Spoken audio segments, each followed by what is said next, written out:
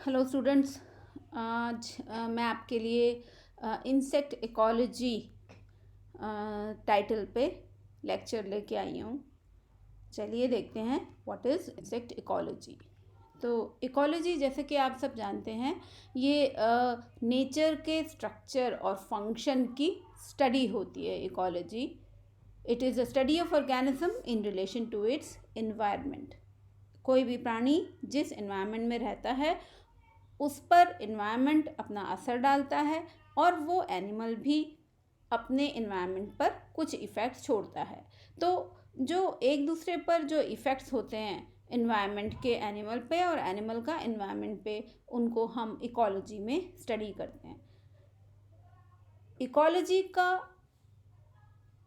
जो है उसको हमने सब यूनिट्स में डिवाइड किया हुआ है। किसी एक पर्टिकुलर प्लेस पर जो इन्वायरमेंटल इफ़ेक्ट्स हैं उस जगह पर रहने वाले इंडिविजुअल्स पर, उनको हम इकोसिस्टम कहते हैं। उन सबको, यानी वहाँ पर पाए जाने वाले बायोटिक फैक्टर्स, एबायोटिक फैक्टर्स और इन्वायरमेंट का जो मिला जुला असर है या कंबाइंड फॉर्म जो है, उसको हम इकोसिस्टम कहते हैं। इकोसिस्टम इकोलॉजी का फंक्शनल यूनिट होता है और यह एबायोटिक, जिन्हें हम नॉन लिविंग कहते हैं,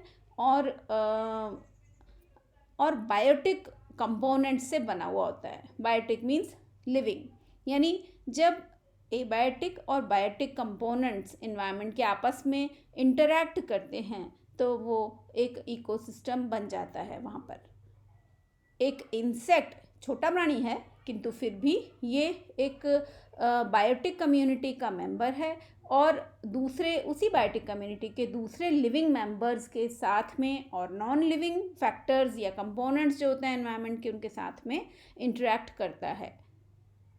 इस इंटरैक्शन की वजह से ही पॉपुलेशन डायनेमिक्स तैयार होती है, बनती है, या पॉजिटिव या नेगेटिव ग्रोथ होती है पॉपुलेशन की। इसीलिए लाइफ सिस्टम, एग्जिस्टेंस, एबंडेंस या इवोल्यूशन ऑफ इंसेक्ट्स को समझने के लिए इन बेसिक एबायोटिक और इन बायोटिक फैक्टर्स के इंटरेक्शन को, इंसेक्ट्स के साथ में जो भी इंटरेक्शन हो रहा है बायोटिक और एबायोटिक फैक्टर्स का, उसको स्टडी किया जाता है और पॉपुलेशन डायनेमिक्स समझी जा सकती है। ठीक है, चलिए अब इंसेक्ट्स जो हैं वो अर्थ के डोमिनेंट ऑर्गेनिजम्स होते हैं, इस सेंस में कि उनका नंबर अर्थ पर बहुत ज़्यादा है, उनकी डाइवर्सिटी बहुत ज़्यादा है। टेक्सोनॉमिक डाइवर्सिटी मीन्स बहुत ज़्यादा variety of insects are present on the earth, और इसीलिए वो इकोलॉजिकल फंक्शन में उनका पार्टिसिपेशन भी बहुत ज़्यादा है। ये इंसेक्ट्स वर्ल्ड की या अर्थ की, जिसे कहेंगे, इकोलॉजी में बहुत ही इम्पॉर्टेंट रोल प्ले करते हैं, क्योंकि ये बहुत डाइवर्स फॉर्म्स के होते हैं, अलग अलग फंक्शंस होते हैं इनके, इनका लाइफस्टाइल अलग होता है, हैबिटेट्स अलग अलग होते हैं, और इनका कुल मिला के अगर इनका भार देखा जाए धरती पर तो वो बहुत ही अधिक होता है। फिर उसके अलावा ये प्लांट्स से, प्लांट लाइफ से और दूसरे ऑर्गेनिजम्स से भी इन्वायरमेंट में इंटरैक्ट करते हैं। क्योंकि इंसेक्ट्स बायोडाइवर्सिटी के मेजर कंट्रीब्यूटर्स होते हैं, बायोडाइवर्सिटी का एक मेजर पार्ट होते हैं ये, और अलग अलग मेजॉरिटी ऑफ हैबिटेट्स में पाए जाते हैं, सिवाय समुद्र के, क्योंकि वो सॉल्ट वाटर होता है वहाँ पर नहीं पाए जाते। अदरवाइज फ्रेश वाटर जितना भी है उसमें भी इंसेक्ट्स, एक्वाटिक इंसेक्ट्स पाए जाते हैं। तो ये एक इम्पॉर्टेंट रोल प्ले करते हैं, इकोलॉजिकल रोल प्ले करते हैं किसी भी इकोसिस्टम में। अगर हम न्यूट्रिएंट साइक्लिंग का केस लें तो इंसेक्ट्स एक वाइटल फंक्शन या वाइटल रोल प्ले करते हैं। कैसे करते हैं कि वो जो लीफ लिटर होता है, जो लीफ लिटर का मतलब जो सूखी हुई पत्तियां या गीली सड़ी हुई पत्तियां जो होती हैं, और वुड है, या फिर कैरियन है। कैरियन मीन्स जो कोई डेड एनिमल्स होते हैं उनका डिकेइंग फ्लैश होता है, उसको हम कैरियन कहते हैं। या फिर डंग है, डंग मीन्स ड्रॉपिंग्स, जो भी फीकल मैटर होता है एनिमल्स का, वो है। और ये इन सब के अंदर इंसेक्ट जो होते हैं वो उनके इन सब चीज़ों के डिग्रेडेशन में इंसेक्ट्स इम्पॉर्टेंट रोल प्ले करते हैं। ठीक है, और ये रोल कैसे प्ले होता है? By dispersal of fungi. Insects food chain का एक इम्पॉर्टेंट पार्ट हैं, क्योंकि बहुत सारे animals including mammals, birds, amphibians और रेप्टाइल्स वो एंटोमोफेगस होते हैं। ये सारे वर्टिब्रेट्स क्या हैं? एंटोमोफेगस हैं, मतलब इंसेक्ट्स को खाते हैं, इंसेक्ट्स पर फीड करते हैं, बहुत सारे मैमल्स, बर्ड्स, एम्फीबियंस और रेप्टाइल्स।